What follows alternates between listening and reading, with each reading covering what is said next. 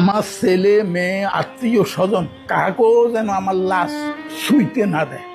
শেষ শেষ দুনিয়াতে আমার আত্মায় কষ্ট পাইবে যে কি করলাম আর কি পাইলাম। আমি মন থেকে দিল থেকে তাদেরকেও অভিশাপ দিই, আমার মতো একদিন যেন তারা এই জায়গায় আসে। এদেরকে সোনার স্বামীসো করে মানে দুধ খাওয়াইছি, এত বেশি ভালোবাসছো না, তোমারে এরা জীবনে বহুত কষ্ট দিব। আজ সেই কথা, তাদের কথাটা আমি অক্ষরে অক্ষরে পাইছি।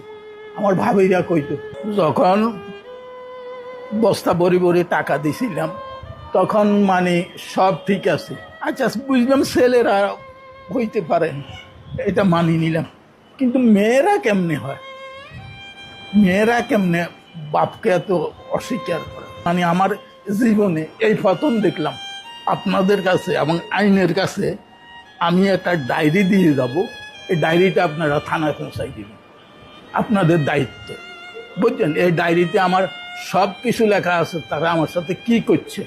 এই টাকা পয়সাটাই হইল আমার সবচেয়ে জীবনের কাল, ওনাদের গানের উপর আমারে উঠাই দিয়ে গেছে, আজ পর্যন্ত দেখতে আসেনি, অন্তত খোঁজটা নেয় না। দেখেন তো দূরে কথা, খোঁজটা নেয় না। এইটা কি ধরনের ছেলে, এটা কি অশিক্ষিত? অশিক্ষিত হইল এক কথা, আর আমার মেয়েকে অশিক্ষিত, যে মেয়েরে আমি পুতুলের মতো রাখছি, বুঝছেন।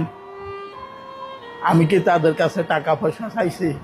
কিচ্ছু চাইনি, ভালোবাসা চাইছি। যাকে এটা আমার ভাগ্য আছে। আমার জীবনে আমি বহুত বিদেশ করছি, বহুত টাকা কামাইছি, বহুত টাকা খরচও করছি, বুঝছেন। আজ দুরবস্থায় ওনাদের ধার পান্তে পড়িয়েছি, ওনাদের দয়ায়। ওনারা যে এতটুকু করছে, এতটুকু করে, এটা আমার জন্য হাজার। আমার শুধু একটাই অনুরোধ থাকবে, আপনারা এই জিনিসটা মানুষে দেখাইবেন, আমার ছবিটা দেখাইবেন, ছেলে মেয়ে যেন দেখতে পায় যে তার বাপ কি অবস্থা আছে, বুঝলেন। বিদেশে ছিলাম আমি 95 হইতে, সৌদি আরবে ছিলাম 2016 সাল পর্যন্ত, বুঝলেন।